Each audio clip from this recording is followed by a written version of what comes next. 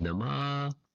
Om Vishnu Padaya Krishna Prastaya Bhutale Srimate Bhaktivedanta Swamin Iti Namine Namaste Saraswate Devi Gauravani Pracharine Nirvishesha Sunyavadi Paschatya Desatarine Jaya Sri Krishna Chaitanya Prabhu Nityananda Shri Advaita Gadadhar Shivasadi Gaura Bhaktavrinda Hare Krishna Krishna Krishna Hare Hare Hare Rama Rama Rama Hare Hare.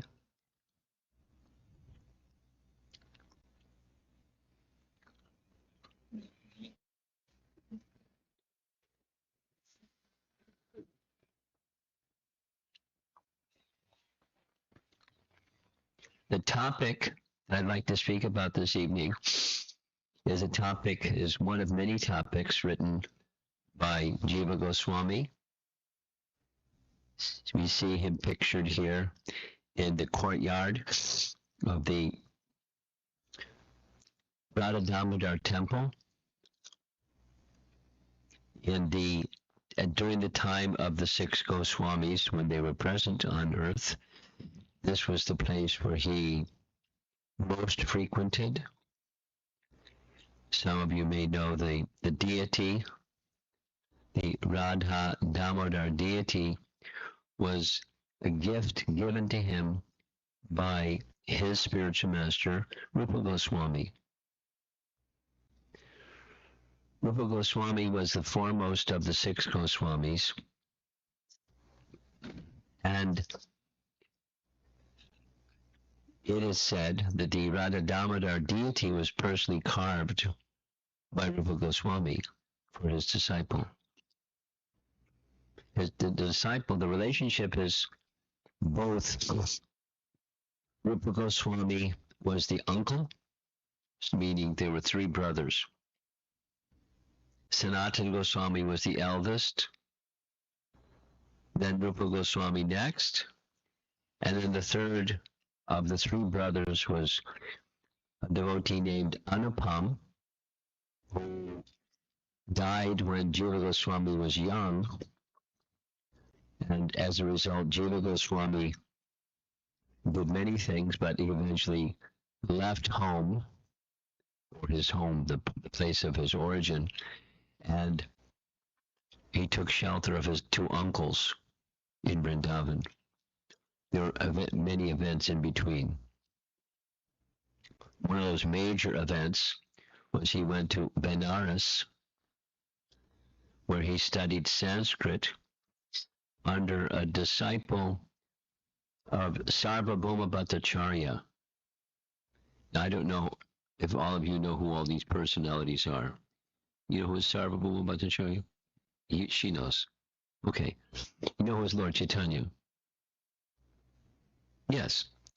Lord Chaitanya resided for a major part of his life, almost half his life, in Puri. And the chief priest of the king and close associate of the king was Sarvabhauma Bhattacharya. Bhattacharya is a title. Bhatta means Brahmana. Acharya, Bhattacharya. So Sarvabhauma was his name. And one of the things that was done, that was arranged by Sarvabhauma Bhattacharya, is he had one of his chief disciples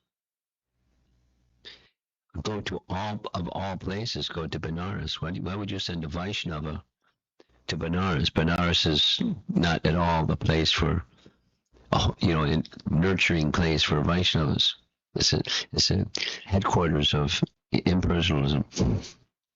But one of his disciples went there, a very, very learned person, Madhusudana Vachaspati was his name.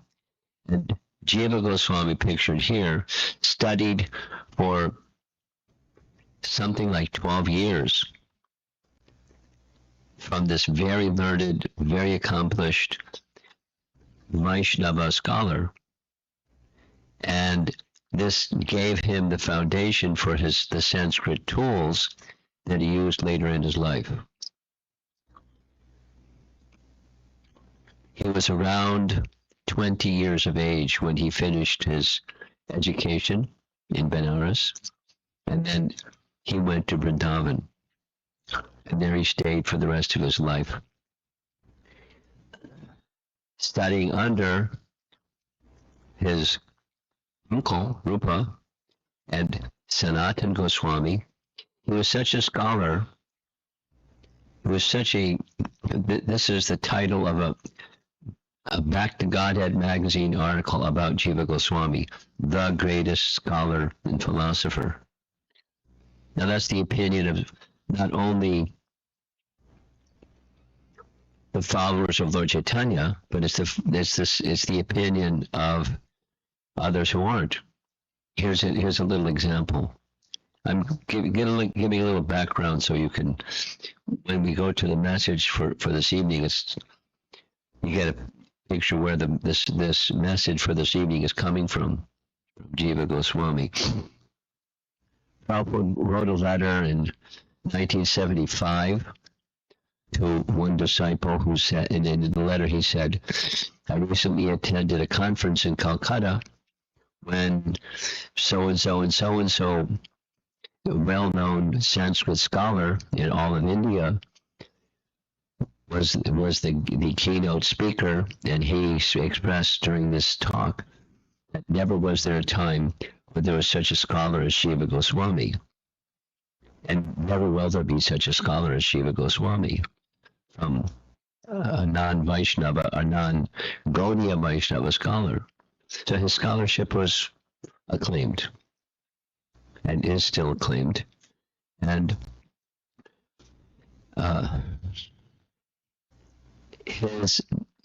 there's a few other things. There's many other things, but a few.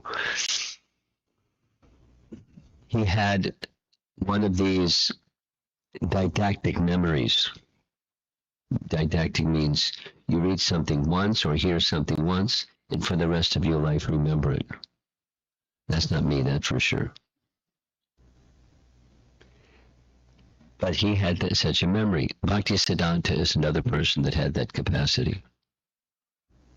Very, very, very powerful intellect. They could discern subtle subject matters and understand them and remember them for the rest of their life. So, for example, it is said during the time of Jiva Goswami, he would compose texts, commentaries, etc., in his mind, and then like a whole volume would be composed in his mind, and he'd write it down from memory. And the word processing wasn't dictionaries. It just like everything was perfect. And as a result, his literary contribution was enormous. He composed 400,000 verses. So, for example, how many verses are there in Mahabharata? 1 lakh. How many verses are there in Ramayana? 24,000. And how many verses are there in Bhagavad Gita? Yeah. So it's like he wrote 10 Bhagavad Gitas, 3 or 4 Mahabharatas, and about 5 Ramayanas in one lifetime.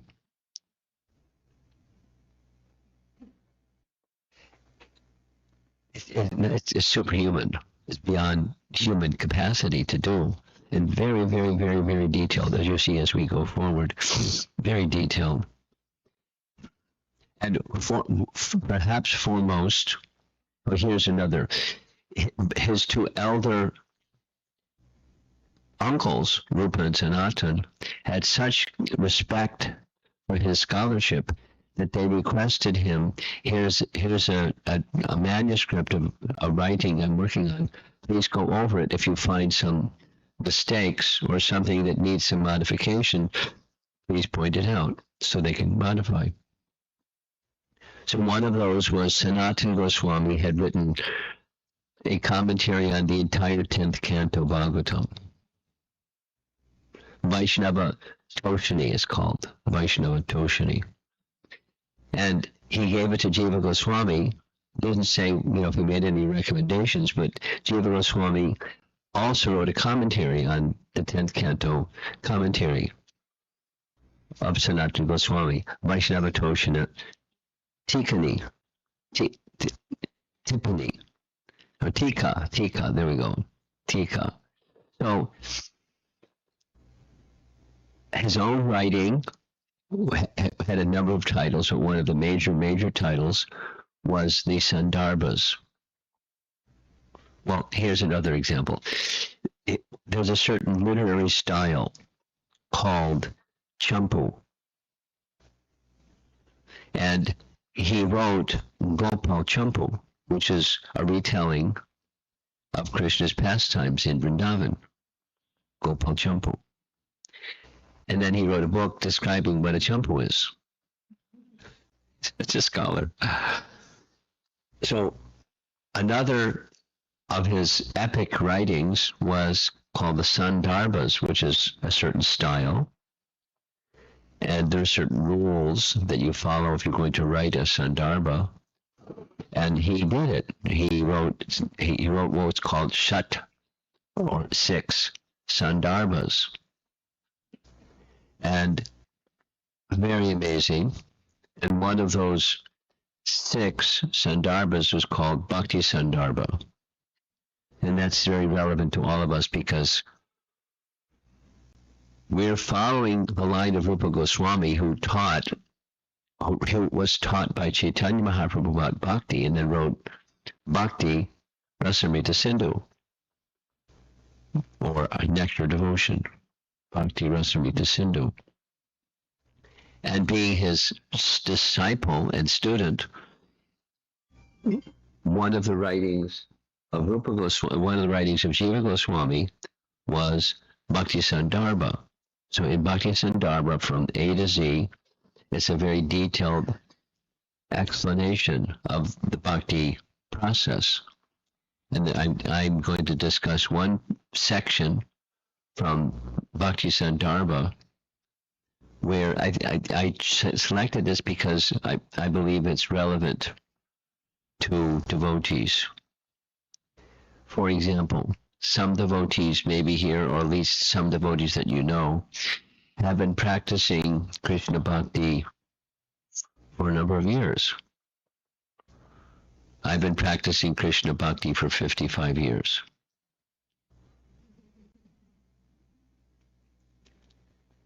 So as a young brahmachari and then on to sannyas and just bhakti life.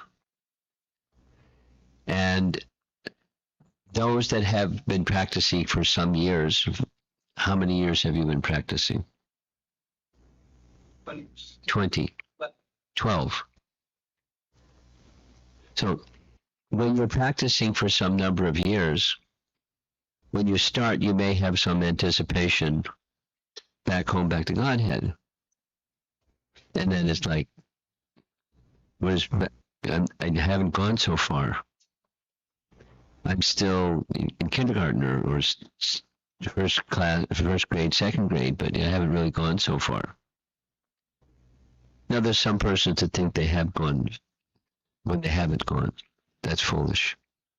But this section in Bhakti Sandarbha, after having explained how Bhakti begins, he is then going to explain how the more mature stages of Bhakti unfold.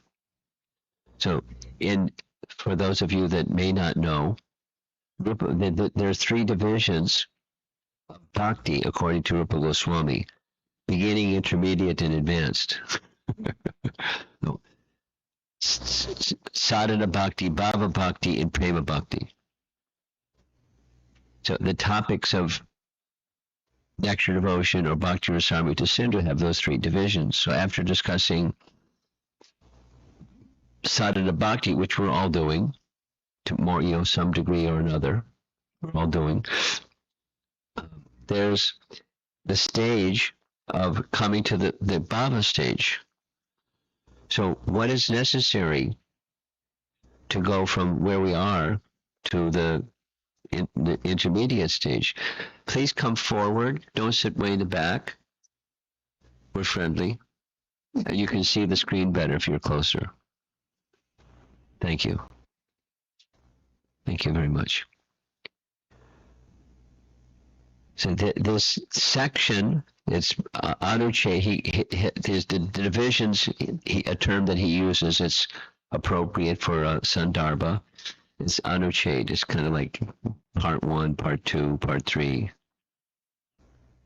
It's not exactly like Ramayana where it's Kanda, or the Bhagavatam where it's Canto. It's just because it's topic by topic. So he uses a nice Sanskrit word, Anuchhed. So Anuchhed 141. Bhakti alone causes Bhagavan to bestow rati or bhava upon his devotee. Now, in ISKCON, my training has been, Prabhupada uses the word bhava. Sadhana bhakti, bhava bhakti, prema bhakti. However, technically, rati is equally appropriate. So they're one-to-one synonymous, rati and bhava. So how does one come to the spontaneous stage or the bhava bhakti stage from the sadhana bhakti stage? That's the topic. How do we go from just where we are to whatever is next, the intermediate stage? And the answer he gives is, it's like, this is the banner, the headline of this Anuchhed. Bhakti alone causes Bhagavan to bestow rati or bhava upon his devotee. So now what's bhakti? One of the explanations in previous sections was bhakti is an expansion of Krishna's Ladini Shakti. You know that one, right? Radharani is Krishna's Ladini Shakti. There's internal potency, something, it's in Sanskrit, Swarup Shakti. His Swarup Shakti, his own Shakti, his own potency. And then there's 3, Sambit, Sandini, and Ladini, or Sat, Chit, and Ananda. We all know Sat, Chit, Ananda. So the Ananda bestower, that's Radharani. She is, and she bestows upon others. And one of Radharani's primary expansions is Bhakti Devi, or say it the other way, Bhakti Devi is an expansion of Radharani. So where does Bhakti come from? Radharani expands herself and gives Bhakti. Radharani gives Bhakti. And this Bhakti, Radharani's expansion, inspires Bhagavan. Oh, he or she is very serious to achieve me, Bhagavan, Krishna. It's not just do sadhana, like something fruitive, but it's not fruitive. It's different. It's in a different dimension, devotional dimension. And when Krishna sees his devotee is very serious to connect with him, he gives a signal. Radharani, yes, please arrange for Bhakti Devi to bestow the next stage of devotion upon this he or she, this nice devotee. That's the subject for this Anuchhed. It's a nice subject. It's very relevant if we want to make progress. I mean, Bhava Bhakti may sound like really high, but that's intermediate stage. Then comes Prema Bhakti.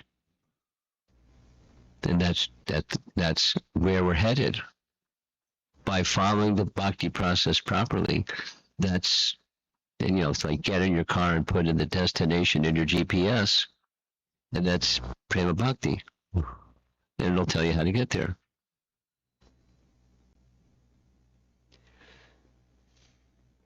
So, one more time, because the next slide is going to say something that sounds contradictory to what's on the screen right now. Bhakti alone causes Bhagavan to bestow rati, or bhava, upon his devotee. So bhakti is the cause, and Bhagavan is the bestower. However, in the same section, it says bhakti bestows love, or rati, for Bhagavan. Notice the difference. Bhakti causes Bhagavan to bestow rati, and here Bhagavan, rati for Bhagavan is bestowed by bhakti. Seems converse. And this initial explanation comes from a prior Anucheda number 57, but don't worry about the numbers, just follow the concept. In Anucheda number 57, his teaching is this. It is based upon a verse that's Prahlad Maharaja's teachings to his classmates. Canto 7, Chapter 7, the teacher, Sandarbha, left the classroom, and the kids want to play. And Prahlad says, no, don't waste your life in just playing. Life is meant for a higher purpose. And this higher purpose is through bhakti. So they haven't heard any of this. Where'd you learn all this? They want to know. Because Sandarbha didn't teach us about bhakti to Lord Vishnu. Where'd you learn this? So there's a verse in that chapter 7 of Canto 7 where Prahlad is teaching his classmates the purification that comes from bhakti is such that all of the roots of karma, the roots of the seed of karma, are removed. And you know what those 6 are. Kam, Krodh, Lobh, Moha, Mada, Matsarja. You're familiar. Lust, anger, greed, etc. So those are roots, seeds of karma, and they block bhakti. Lust will block bhakti. Greed will block bhakti. Pride will block bhakti. Anger will. So these unwanted things, anarthas, unwanted things in the heart, they block bhakti. But bhakti is so powerful, without relying on any other system, bhakti can remove them. It may take some time. It does take some time. But if there's the right purpose behind bhakti, then it makes it go more quickly. And otherwise it'll go more slowly. Like really slowly. So that's the verse. We'll see the verse shortly. Devotees who have uprooted the seed of karma do not give up their involvement in devotion even after attaining the perfected stage. In fact, such devotees do not do anything other than bhakti. Shuddha bhakti. Pure. And that's the Prema Bhakti stage. So one can go to the Bhava stage via this Bhakti process. Sadhana can bring one to the Bhava Bhakti stage, and then the Bhava Bhakti stage is the very next verse in Canto 7. So it's Bhakti alone that is enacted by them. He's making the point in this earlier Anucheda. It's very focused, and it's not you do this to get that, and once you get that, you don't practice bhakti anymore because you got what you wanted. And you continue, and continue eternally. So here's the verse. You see in the end of the first line, it's Shad Vargai. That's Shad means is 6. And those 6 root causes of karma. Kam, Krodh, Lobh, Moho, Mada, Matsarja, those 6. So the verse is saying, if anyone prosecutes his devotional service in full Krishna consciousness, so we're going to spend time on that. What is in full Krishna consciousness? This is a little qualifier.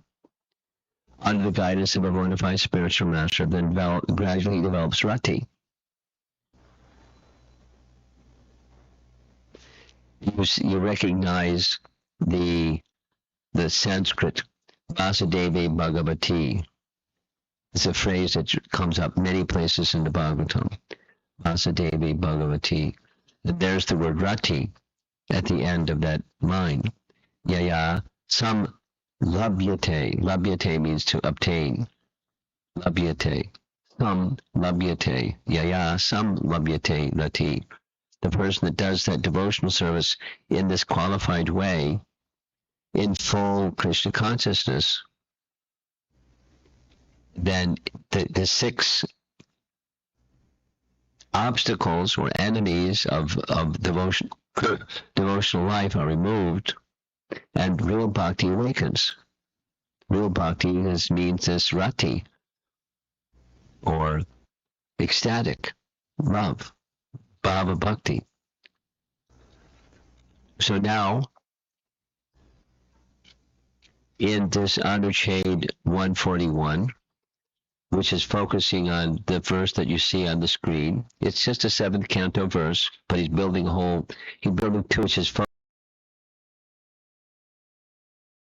7th canto verse, but he's building 2 Anucheds just based on 1 verse. Another, he's taking it's like having a ghee wick. And you can take a ghee wick and start pulling it apart. You pull it apart, and here's this fiber, and then there's that fiber, and there's that fiber, and there's that fiber, and you stick it in the ghee and turn it, and you got a ghee wick again. Those little parts to the Bhagavatam.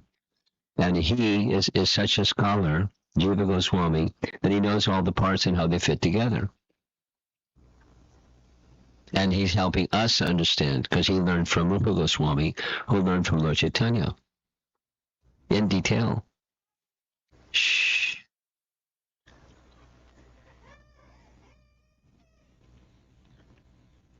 Okay. He knows what he wants. He knows what he doesn't want. And I'll let you know too. Okay, so now you see the color coding here. It's in full Krishna consciousness. What does that mean? Interesting phrase. What does it mean? In full Krishna consciousness. So there's a nice teaching I learned long ago. And that is a good definition, just like the definition of bhakti. You all know the definition of bhakti given by Rupa Goswami. It has what bhakti isn't, and then what bhakti is. Anyabhilasha shunyam jnana karma jnanavritam. That's what bhakti isn't. It's not jnana or karma, no mix. And then what it is. Anukulyena Krishna anushilanam. Bhaktir uttama.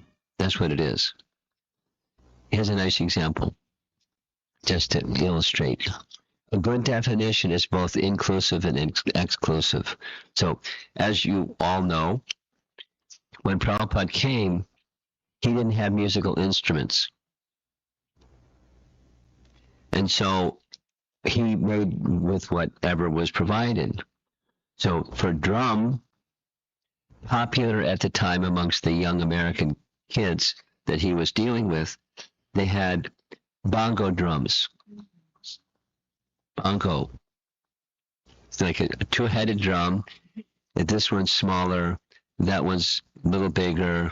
And you go back and forth, and it makes 2 different sounds. And towards the rim, it sounds a little different. Towards the center, it sounds a little different. So that was like an instrument for young American kids. So that's what they used, because that's what was there. But at one point in time, somebody was going to go to India. And so they asked Prabhupada, is there something I can bring back from India for you? And he said, yes, you can get a mridanga. But he had to describe what it isn't as well as what it is.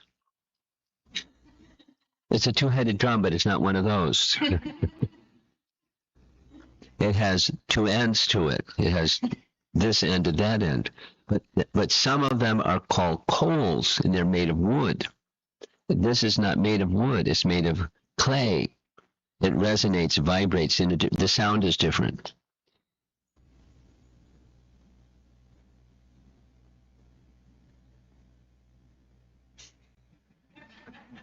What's next, huh? Okay, so he described, but then it has leather straps and da da da da da. So here's what it bring back to Mridanga. So and he even told them that the area in Calcutta where they make mridangas, and the best ones are over there, not over there. You know what it is and what it isn't. So that's a good. So when someone brought back a mridanga, what did Prabhupada do when they came in his room in Los Angeles? I wasn't there. He paid his obeisance to the mridanga. He was teaching by example. You respect paraphernalia, tadiya, that's used in Krishna's service. He took his upper garment, his uttariya, and wrapped it around the mridanga. So then we understood, you don't just keep the mridanga off on the side of the room. You respect it, you keep it covered. Just by example he was teaching. So similarly, to understand bhakti, you have to understand what it is and what it isn't. And to understand what in full Krishna consciousness means, you have to understand what it is and what it isn't. So he spends a fair amount of time discussing bhakti without laxity. And in the course of discussing bhakti without laxity, he makes a few references. There's a long section to understand. He wants his reader to understand what laxity is and what laxity isn't. He gives an example from Canto 5, Chapter 6. This is Shukadeva Goswami speaking to Maharaj Parikshit, where he says, this is Shukadeva Goswami is speaking, "My dear king, the Supreme Person, Mukunda, Krishna, is actually the maintainer of the members of the Pandavas and the Yadu dynasty.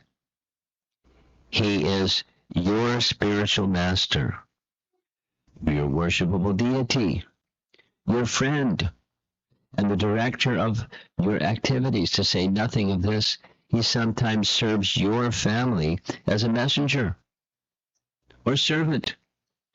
This means he worked just as ordinary servants do." So he is the all in all, be all, end all, and all those nice phrases for his devotees. He dedicates himself to his devotees as his devotees dedicate themselves to him. That's an example that he calls upon to describe without laxity.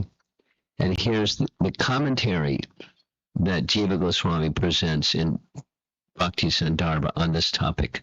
Sometimes Bhagavan does not award rati or bhava in cases where there is some laxity of intention within the sadhaka. So you all know this word intention, sankalpa. Looking around, sankalpa. Yeah, you all know. It's used not in bhakti, it's used in bhakti. It's used not in bhakti, in Vedic rituals, karmakanda rituals. Supposing I'm a karmakanda follower, and I go to a brahmana to tell a brahmana, can you perform a ritual for me? He's going to ask, what's your intention? What is it that you would like? So, I want a good wife for my son. Or I want that my son does really well in school. Or, I want wealth, or I want X, Y, Z. So based upon the sankalpa, the Brahman reaches into the vast treasury of mantras and extracts, because he knows all the mantras, and he then does the ritual, the yajna at the right time, the right place, with the right mantras, in order to fulfill the sankalpa of the karmakanda worshipper. That's what the Brahmana does. He connects the fruitive person with their objective, the media of sankalpa. So similarly, bhakti has its sankalpa. It's not a material sankalpa. I mean, it could be mixed. Karma Mishra Bhakti, Jnana Mishra Bhakti. But then, depending upon the intention, if the intention is lax, that is, Krishna should be pleased, is laxed, then Krishna Bhagavan may not bestow rati. That's the headline of this Anucheda. And then he gives an exception. Bhagavan may eventually award rati even to the practitioner who was initially lax in his devotion, if he continues to perform bhakti for a long period of time, if he gradually overcomes this laxity. So that's where we fit.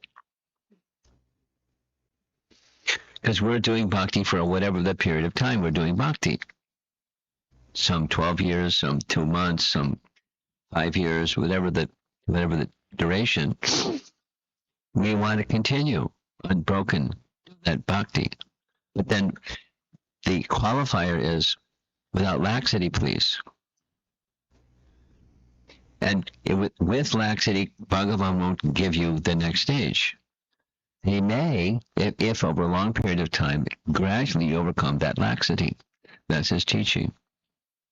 For this verse, this 5, 6, 18 verse, here's the Bhaktivedanta purport, BBT purport. In this way, one's life becomes perfect and his attachment for Krishna becomes positively manifested. That's where the verse that says, this 7:7,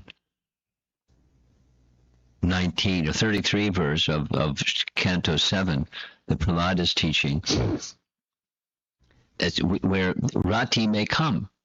Rati does come when practice is with attachment for Krishna. And when the attachment for Krishna becomes positively manifested, that's a target for us. It's an appropriate desire, like a coveted desire, because we're going to have desires for X, Y, Z. It's of the soul. You can't get a dagger and stab it to death. It doesn't work. The soul has desire. So a desire for becoming attached to Krishna. That's anukoyena Krishna anushilanam. Becoming attached to Krishna. That's what bhakti is. That Krishna should be pleased. In this same section, for those who came a little bit later, this is the Sanskrit phrase. The section is called an Anucheda. Anucheda 141. Jiva Goswami refers to a verse by Rupa Goswami. And in this verse from Rupa Goswami is describing these stages of sadhana, bhava, and prema. And one of the characteristics of the bhava stage is sudurlabha, rare to achieve. Durlabha, rarely achieved. And here's the commentary on what this verse says. Bhakti is difficult to attain in 2 ways. This is Jiva Goswami's writing. If undertaken in abundance without genuine attachment to Krishna, Bhava Bhakti cannot be attained even after a long time. Same message. From a different source, the same message. Even if practiced with such attachment, Krishna does not award bhakti with rati to the practitioner immediately. So we have to be patient. We can't just stamp our foot and say, hurry up, Krishna. I want Bhava Bhakti, please. Taking too long. No. It's in his hand. He is the bestower. Bhakti prompts Bhagavan to bestow. Radharani prompts Krishna. You have a nice devotee over there. He or she, for a long time, they've been practicing nicely with attachment to you. And Krishna, you'll give one of these. Head wobble. He may give quickly. He may not give quickly. It's in his hand. And that's bhakti. It's like, in a relationship of love. It's the beloved. And there's reason to love the beloved. And that doesn't change depending upon circumstances. It's not, he loves me not, he loves me not, and he loves me not. He loves me. Period. And it's all in his hand. And because he's lovable. Let me count the ways. And then read the Bhagavatam and you'll find so many ways, unlimited ways, that he's lovable. The same chapter of Canto 7, Chapter 7, has another verse that Jiva Goswami refers to. It's verses 51 to 52. My dear friends, he's speaking to his classmates. O sons of demons, you cannot please the Supreme Personality of Godhead by becoming perfect brahmanas, demigods, or great saints, or by becoming perfectly good in etiquette or vast learning. None of these qualifications can awaken the pleasure of the Lord. Really? Nor by charity, austerity, sacrifice, cleanliness, or vows can one satisfy the Lord. What to do? The Lord is pleased only if one has unflinching, unalloyed devotion to him. That's the qualifier. Without sincere devotion, sincere devotional service, everything is simply a show. And this verse from Prahlad to his classmates is echoed in another verse that's coming up shortly. This is from the Gajendra Moksha story, but Prahlad Maharaj refers to this in his message to his father. And he speaks of Gajendra. Now you know the Gajendra Moksha story, Canto 8, where it says how the whole chapter begins, how the whole canto begins. Without all the detail, the background, it's a description of the Manus. Canto 8 is a description of the Manvantaras, all 14. Now the first of the Manus, Swayambhuva Manu, we heard about him way back in Canto 3, because he's the first Manu. After creation, there's Manu. And then Manu had two daughters, Devahuti and Akuti, and 3 daughters, Prasuti. So we heard about the daughters, the children of Devahuti, married to Kardamuni. And so we heard all of that. Right up until the end of Canto 7, now the beginning of Canto 8, who are the other Manus? Maharaj Parikshit wants to hear. Please give this history. So he does. Shukadeva Goswami narrates the history. And the next Manu, after Swayambhuva Manu, is Manu number 2. And in that reign of Manu number 2, there was this situation where King Indradumna made an offense. And King Indradumna was then cursed to become an elephant. And the elephant, he was the king of elephants, and had many she-elephants in the whole story. And one fine day, he got his leg chopped by a crocodile. And then a battle for 1,000 celestial years. That's a long time to do battle. And he was getting weaker. And so he did what you see in the painting. He remembered his previous life as a king. And he started offering prayers. He didn't, here the painting shows Lord Vishnu came, but he's offering prayers to Vishnu. Then Vishnu came. And then he took a lotus flower and offered the flower with his trunk to Lord Vishnu, because what's he going to do with the crocodile chomping on him? So in the Gajendra Moksha story, Prahlad is making reference in Canto 7, Chapter 9. One may possess wealth, aristocratic family, beauty, austerity, education, sensory expertise, luster, influence. But I think that even by all these qualifications, one cannot satisfy the Supreme Personality of Godhead. However, one can satisfy the Lord simply by devotional service. Gajendra did this from the body of an animal. One can do. So the body type doesn't matter. Doesn't matter. Prahlad is indicating. And thus the Lord is satisfied with him.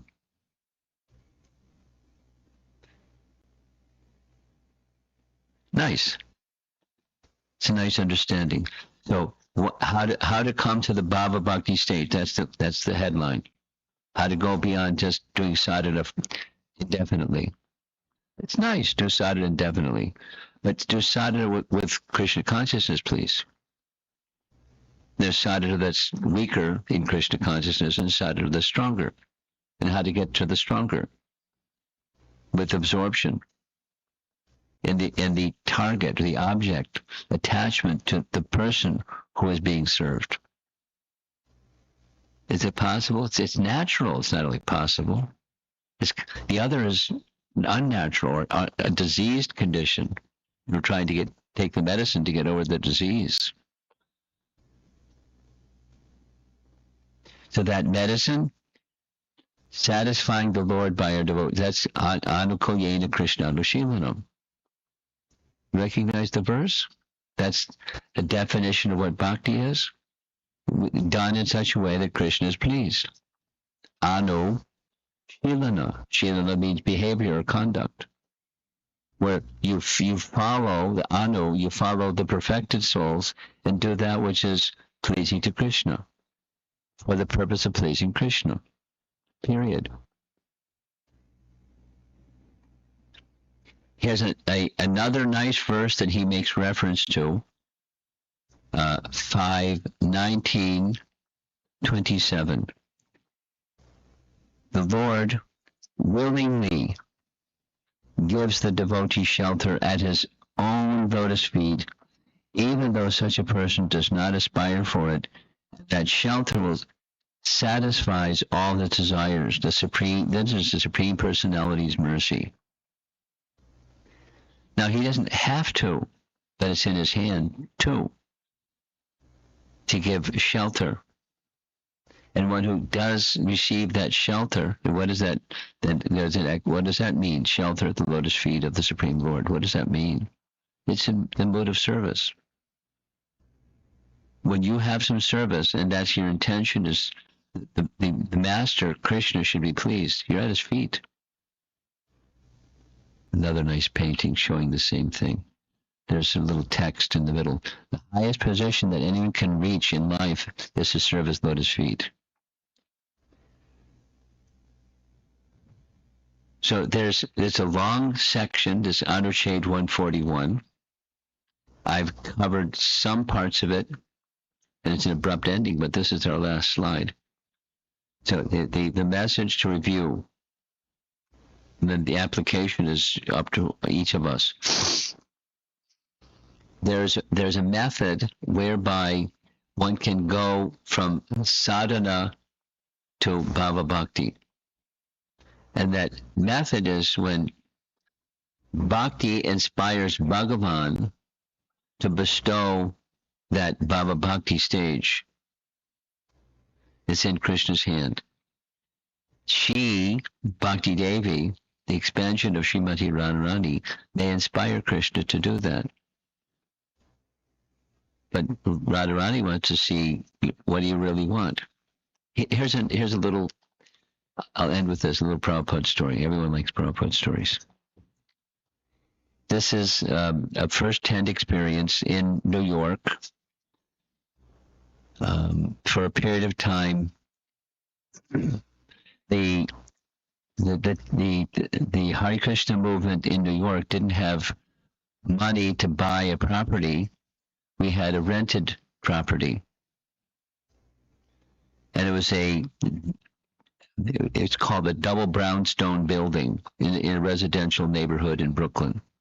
So there's this side and there's that side. On this side was the temple, and upstairs above the temple was the ashram and residential quarters for the men.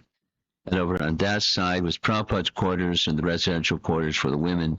And there are two separate entrances. And, it was nice. And then every morning we would go to the temple room and have Mangal Arti. And there's the deity Radha Govinda and the whole situation. And at the window side by the street, that's where Prabhupada's Vyasasana was. So during a certain period of time, the Vyasasana was very tall. It took, it was like a number of steps to get up to this tall Vyasasana. Prabhupada's looking down, we're all looking up. It was appropriate.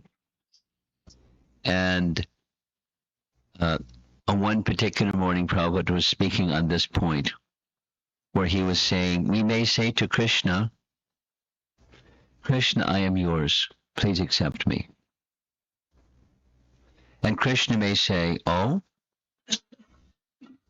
are you sure you want me? What about a little sense gratification? And then Prabhupada put his right arm up and looked the other way and said, no, I only want you. So then Krishna may say, oh, maybe he or she really does want me. What about a little hardship? And then he gave the answer, Lord Chaitanya's answer, you can do with me whatever you like. I simply want you. The Prahlad Maharaj same. And then Prabhupada said, then Krishna may say, oh, he or she may really want me. Then let me give myself to them. I mean, that was quick. And it sometimes may take some time. But that's okay. Because the goal is the worthy goal of life. And if you're clear if that's what you really want, then Krishna may examine. He may not immediately, but he may examine. What about? And then we have some exams to pass. The goal is not just get an A in your report card. The goal is to attain shelter of Krishna's lotus feet. The motive is just wanting to be in his service. So if there's obstacles, that's okay. Stay steadfast, not just in doing the duty nicely, but attachment to the purpose or the goal or the attachment to shelter of Krishna, that Krishna is to be pleased. That's all. That's the price. Or the channel through which one can reach Krishna. So that's one shade in this large volume of Bhakti Sandarbha and the 6 Sandarbhas of Jiva Goswami. That's our topic for this evening. Let's see, here's the first, for those of you that came a little late, here's the first slide. So let's see if there's some discussion. Yes.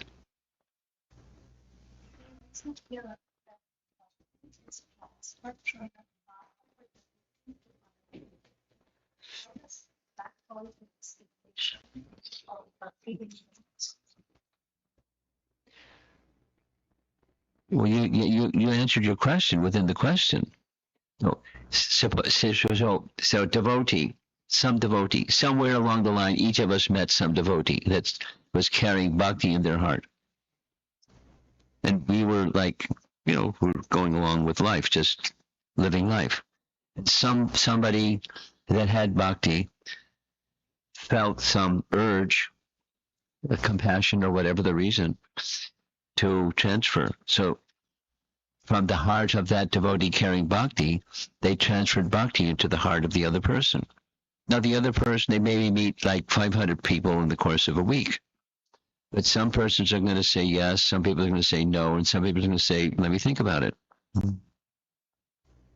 But the transference, the gift is being given because of the heart of the one who has it. It's like charity. You can't give charity if you have the means to give the charity. You can't distribute prasadam unless you have prasadam. So if you're carrying bhakti, you can give. So bhakti gives bhakti. Bhakti fosters bhakti.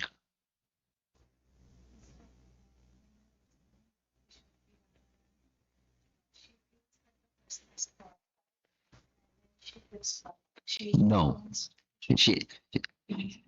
She has power of attorney. She doesn't have to go back to Krishna each time and say, is it okay?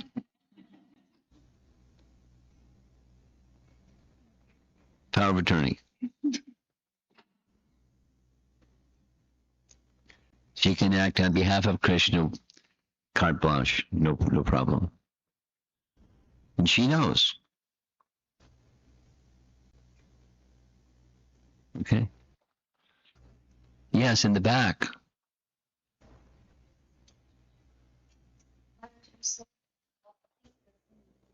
Bhakti doesn't. It is genuine devotion. What is the genuine devotion? If we genuinely have devotion, it's simple. Krishna should be pleased. Bhakti does include knowing verses. I said, it's not the way to attract Krishna is not, there's a long list and then another long list and then another long list. Those things are not what attract Krishna. It doesn't mean we don't do those things, but what attracts Krishna is the desire that Krishna should be pleased. And Krishna knows if we're crooked or if we're, honest, sincere, genuine, straightforward. He knows. Yeah, well, it's like good association. Something that's broken can be fixed.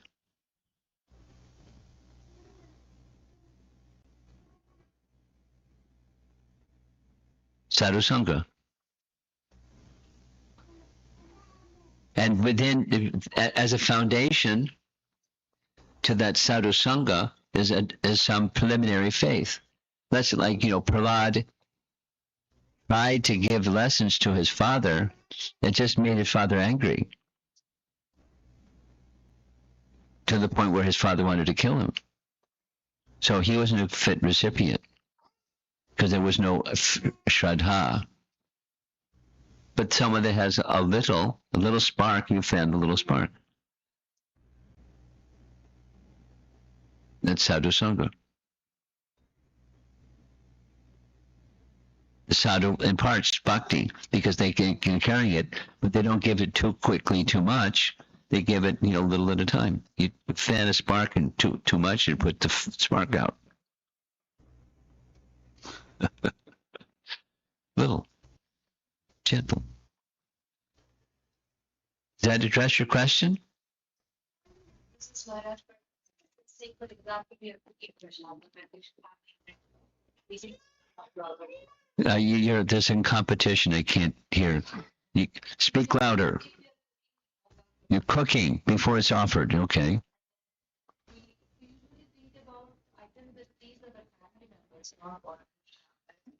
Oh. Yeah, you can offer that.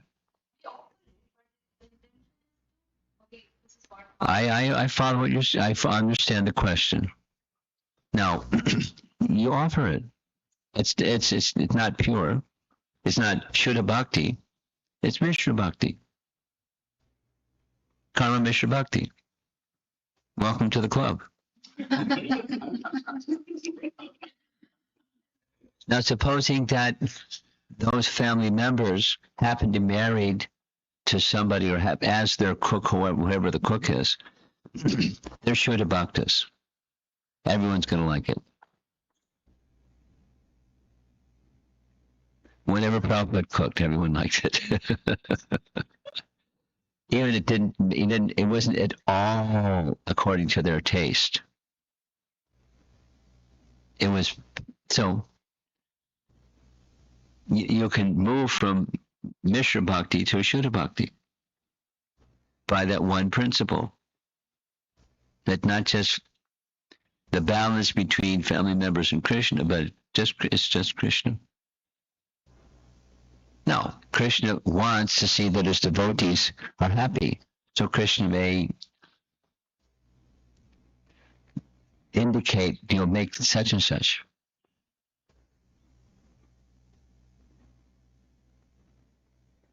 There's a really nice story.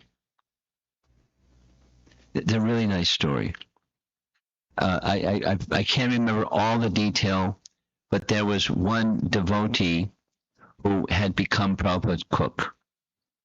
And he was a very gentle person and kind of like a man that wasn't like kind of a macho kind of man. He was more on the effeminate side of being a man. And he wanted to Prabhupada asked him, make some halava.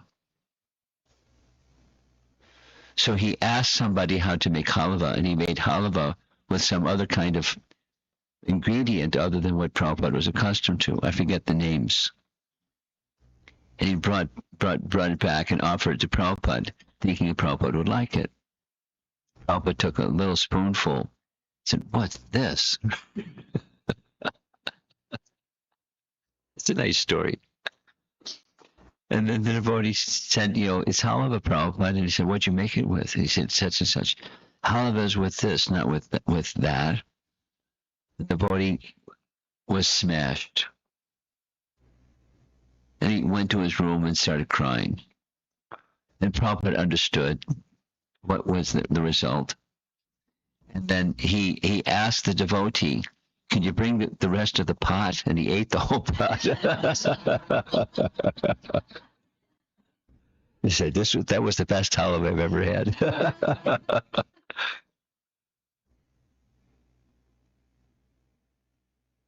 That's love. And from both sides.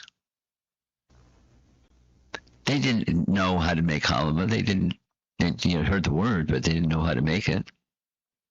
Anyway, it's the loving reciprocation between Krishna and the devotee. That's where bhakti rests. And then those who are family members connected to Krishna also, that's the best. So there's so many cookbooks. What's the best cookbook? The best cookbook is the cook that knows what Prabhupada would be pleased with. Jamoda's cookbook is a really good source for that. Besides, she was a good cook. She knew what Prabhupada liked. And she was very gifted at it. I mean, I'm sure there's others and others and others. Korma's cookbook and so many. But so that Krishna is pleased. That's the principle. Shuddha. Okay, someone else? Yes. Yeah, Haribol. Based on the church, if a devotee has been practicing for many years, Yeah. applying themselves very sincerely to the process, Good. and yet does not get closer to or attain the Bhava Bhakti, what is their motivation to continue? What is it that keeps them going? Bhakti. Krishna should be pleased. That's it. Krishna may be examining me. Do you really want me? Are you sure? What if you have to wait a long time? Whatever you like. So it's what keeps them going is your question, and that Krishna should be pleased, because it's not a conditional Krishna is pleased, provided I stamp my foot in Krishna in X number of years instead of a longer period of time. Krishna, he's reciprocating every step, and if I'm not tuned in to the reciprocation of Krishna, then I'm looking for some other sign. Tears come from my eyes, or something. That may come and may not come. The bodily transformations are the symptoms of Bhava Bhakti, are described by Rupa Goswami. They may or may not come. If there's something inside, the connection with Krishna, purpose, I want that connection. And look at what other options are there. No, thank you.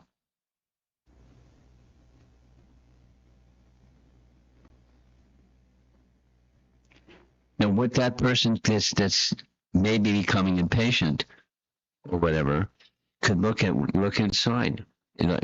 What's really important to me? Is it something else that's really important to me, and that's what's holding me back? What's going? So a Vaishnava, a Brahmana Vaishnava is introspective. And one of the things that will help is Tivra Bhakti, that is, engage oneself more intently in the hearing and chanting process. And thus the rest of the other 8 processes of bhakti, whichever is suitable for one's life, with greater focus. That's what one does.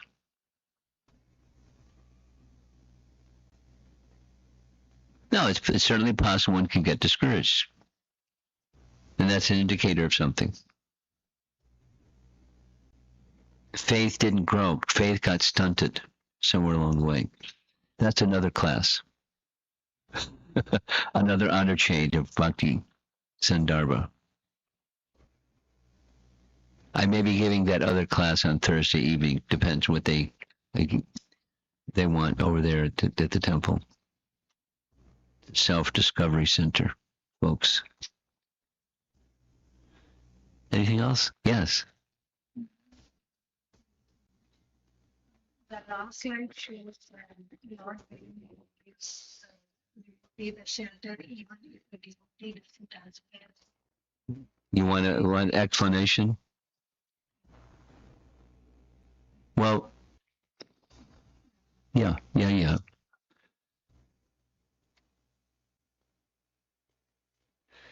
Supposing I'm a nice young devotee, young grahasta, young brahmachari, young nice devotee, and I hear about bhakti, and I like this and that and the other and the other. I have certain features of the bhakti life I really like, and I'm doing that, and I'm not necessarily focused on Krishna's lotus feet. Supposing I'm that kind of practitioner of bhakti, Krishna may. And one of the things that may be distracting me as a young brahmachari or a young grahasta, I have this desire, that desire, the other desire. And the message is that when Krishna gives his lotus feet to such person, those desires, like Dhruva Maharaj, those desires dissolve. They're satisfied, and they're no longer a material desire. It's just an opportunity to serve Krishna in some way or another. When Krishna gives his 2 lotus feet, even if he's not aspiring like that, Krishna may. And that's a sign of Krishna's special mercy. Okay? Okay, Srila Prabhupada. You want to say something? We get shelter because of prarabdha, Because of what? because of his previous karma. Who says that? I'm asking. Because it is purely because it's much extra cost. I can check that. Well, shelter doesn't come from karma. It's not good karma. It causes Krishna shelter. Bhakti causes bhakti. Ask her, she knows.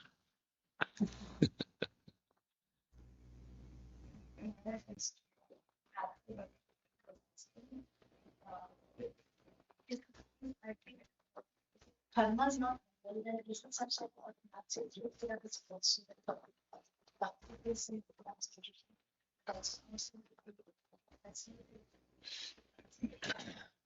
Bhakti Sukriti is not the same as good karma. Good karma is not the same as Bhakti Sukriti. Yeah, sure. Sure. Supposing, here's a supposing. Supposing somebody works in an office downtown Atlanta, and the devotees come by their office every day chanting Hare Krishna. And, they're hearing the devotees chanting Hare Krishna, just working away in their office, unknowingly. Or here's another nice example. Prabhupada's story. One time we were in Brooklyn, and and Prabhupada liked each morning to go for a morning walk because the doctor recommended that, etc., etc. So he was doing it faithfully at 1 hour every day. Rain, snow, sleet, hail, he went for a morning walk. So we went to Brooklyn Battery Park. It's a big, spacious park in the middle of Brooklyn. And as we're walking along, we saw a lake, like more than a pond. It was like a lake, like a small lake. And so Prabhupada, looked around and saw and went right across the lawn, off the path, and to the lake. When we got to the lake, some ducks saw us come.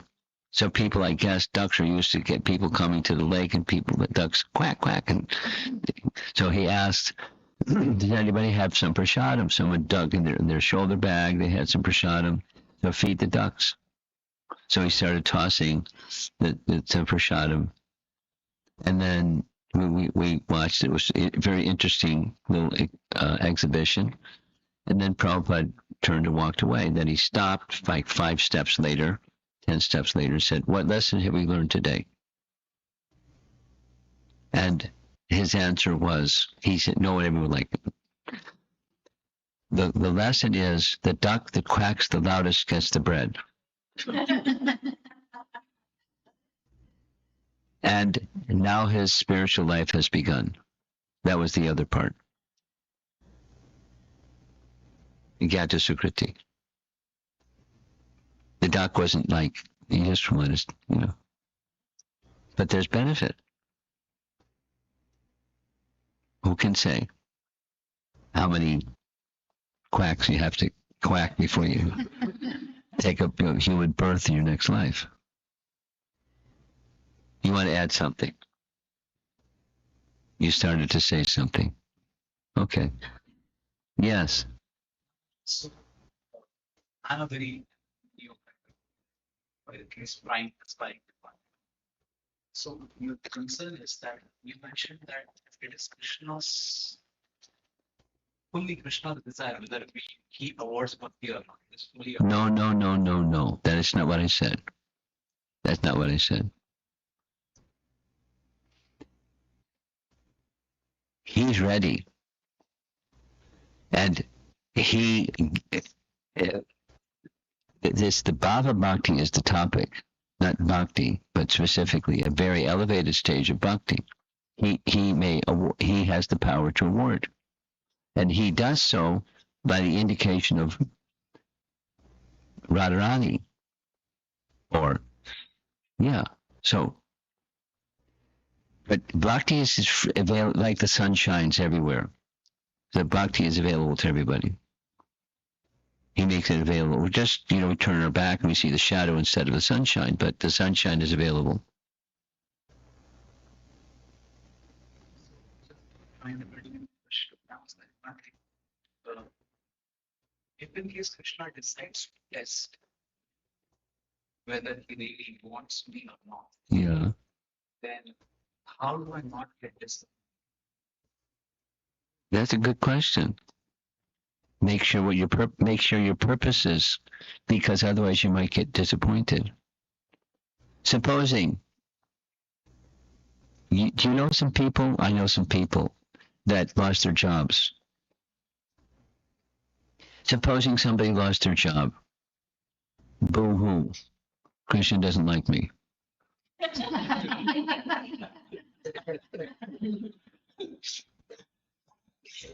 Why is Krishna letting this happen to me? It happens. Now, some people don't do that, and some people do that. But Krishna is my order supplier, and if he doesn't supply my order, there's something wrong with him. Or there's something wrong with the bhakti process. I'm going to go take my life and go elsewhere besides Krishna. And then it's not, at best it's karma or karma mishra bhakti, but it's very weak. Bhakti is very weak at that stage. Okay. So, Yeah. Sishtastakam, it also says like to embrace or not being in front of me. Yes. Yeah. Be worshipful. That's that unflinching free. That's at very advanced stage. Yes. That's very advanced. But that's a goal. Until there, we've got other things going on.